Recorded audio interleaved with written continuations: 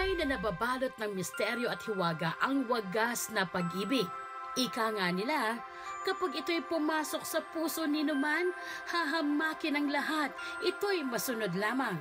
Ganito ang kwento ng pag-iibigan ni na RG at Dayan na parehong PWD o Persons with Disabilities. 14 na taon si RG nang magkaroon ng polyneuropathy with peripheral nerve injury.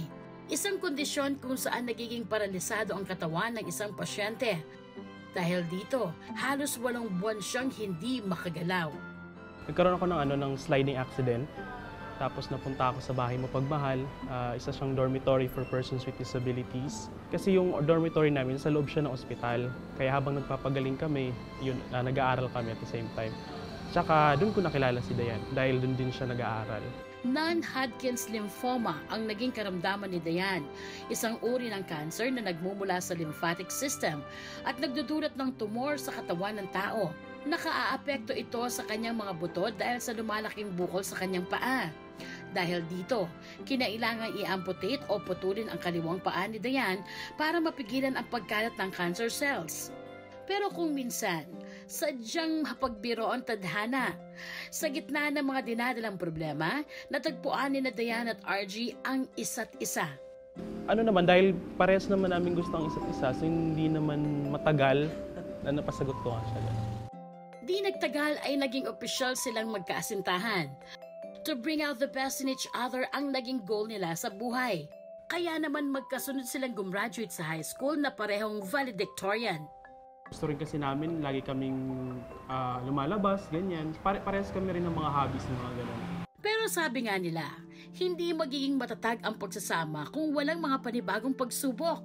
Kasabay ng unti-unting pag-recover ni RG mula sa spinal injury, halos magkasunod na sumakabilang buhay ang mga magulang ni Dayan. Sa pinakamadilim na yugtong ito ng buhay ng dalaga, si RG ang naging tanglaw niya. Pag-love lang talaga. So, it has no boundaries talaga. Talagang kung kayo yung para sa isa't isa, yun yung ibibigay ng Diyos para sa inyo. Matapos makaalpas sa unos, magandang biyaya ang tinamasa ng magkasintahan. Ito ay nang magbunga ang kanilang matamis na pagsasama, ang kanilang unika ihan na si Amara. Siguro, yun na talaga yung purpose ni God. Yung beyond disabilities namin, magkakaroon kami ng sarili naming family. So, sobrang saya, sobrang blessed. Isa na lang ang kulang sa kanilang pagsasama, ang kanilang pag-iisang dibdib na hindi nila nagawa dahil kailangan nilang tustusan ang pangangailangan ng kanilang pamilya at ng kanilang anak na si Amara. Dahil one of a kind ang wagas na pag-iibigan ninyo, good news ang bahala sa first step ng pagpapakasal, ang wedding proposal. Sagot ng good news ang venue, bouquet at syempre ang engagement ring. Bago pa dumating ang lahat, inayos na ng team ang lugar kung saan gaganapin ang wedding proposal. Hinanda rin ang pagkain para sa magkasintahan at sa mga bisitang makasasaksi sa pinakamaningning nilang gabi. Kasabot namin si RJ sa plano. Kunwari naming iimbitahin para sa isang TV feature ang grupong kanilang kinabibilangan, ang Rondalia on Reels. Ang mga miyembro nito ay pawang mga PWD na nagtatanghal sa iba't ibang lugar.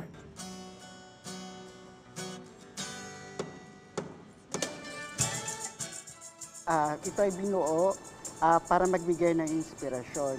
Ang layunin namin, pakita sa tao or sa mundo or sa lahat na despite of disability, ano yung meron?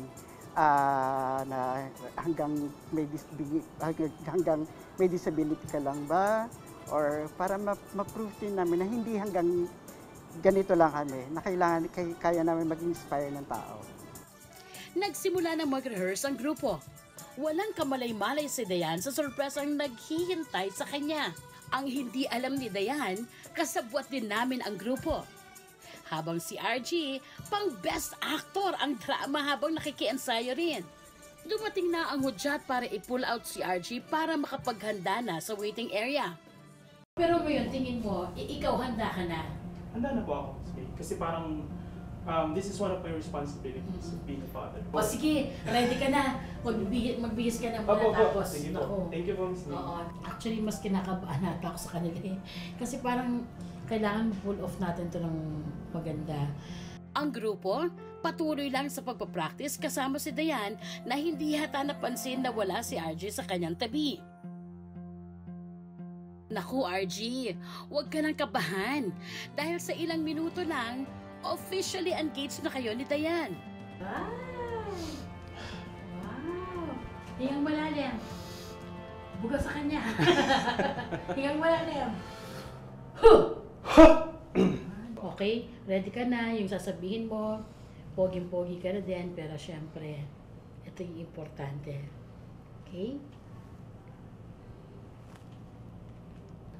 Go, go, go, RG! Naway makuha mo ang pinakamatamis na yes mula kay Dayan. Ready? Ready po. Patuloy sa pagtugtog ang grupo nang walang ano-ano'y biglang nagdilim ang venue.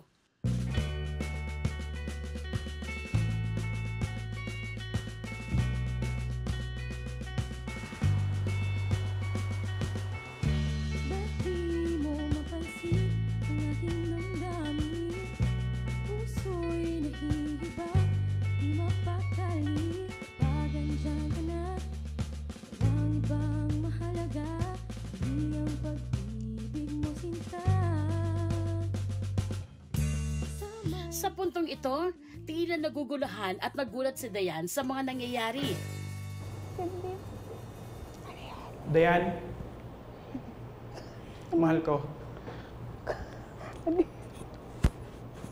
Hindi ko alam kung paano ko ma-explain yung araw nito. For the past 60 years, nagpapasalamat ako sa Diyos dahil lagi kang nariyan para sa amin ng anak natin. Sobrang hirap ng pinagdadaanan natin, pero salamat at hindi ka nawawalan ng pag-asa. Salamat sa lahat. Dayan Malyari.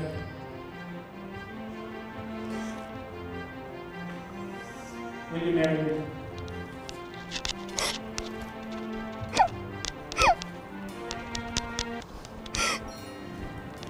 Yes, I will.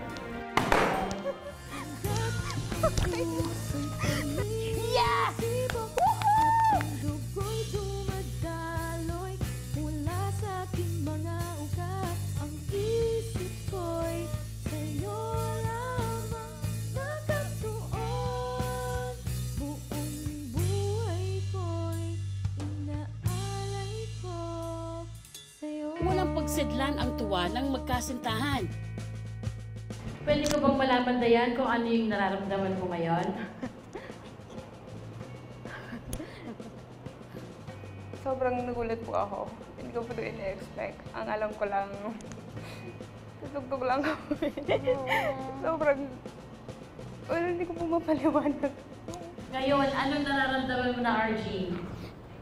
Una-una po, nung nakita ko yung expression niya, siyempre po, sobrang happy siya, kaya sobrang saya ko din po. At parang siguro isa sa mga gusto talaga namin sa buhay, sa isa't isa, sa aming dalawa, nangyari na po ngayon. Ang mga taong malapit sa kanilang puso, present sa napakasayang araw na ito. Right decision yan kasi yung proposal, wedding proposal na to, ito yung magbabind sa kanila together. Of course, ang center ng kanilang relationship is God. Thankful ko kasi sa pamilya po namin, may nakilala po si God katulad ni Dayan. Oras na para sa first dance sila bilang newly engaged couple, kasama ang kanilang baby Amara. Pagkatapos RG ng matamis na oo ni Dayan, ang good news ay isang masarap na hainan naman! Yay!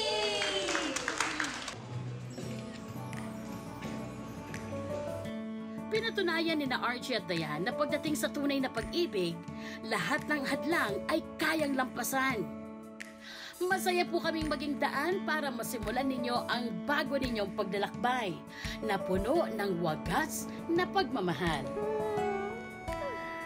Sweet. Love is in the air. Sino kaya naman ang ating next na target?